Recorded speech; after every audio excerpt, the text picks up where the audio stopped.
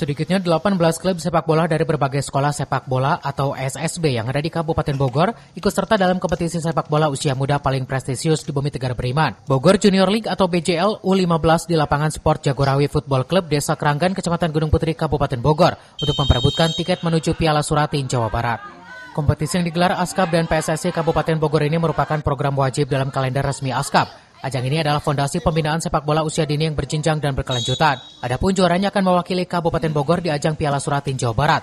Seperti yang dijelaskan Ketua ASKAB PSSI Kabupaten Bogor Haji Iswayudi di sela-sela menyaksikan laga tersebut. Selain sebagai ajang seleksi, turnamen ini juga merupakan bagian dari program jangka panjang untuk membentuk tim sepak bola Kabupaten Bogor yang berkualitas dan kompetitif. Dan pihaknya telah menyiapkan tim pencari bakat atau talent scouting yang terdiri dari pelatih-pelatih profesional untuk memantau para pemain yang ada.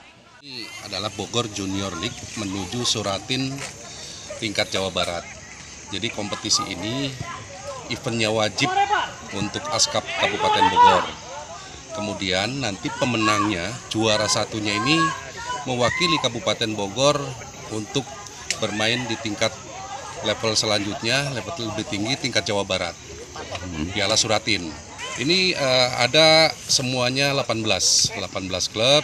Nah, ini nanti kan apa yang tadi saya omongkan tadi itu yang juara satunya mewakili Jawa Barat.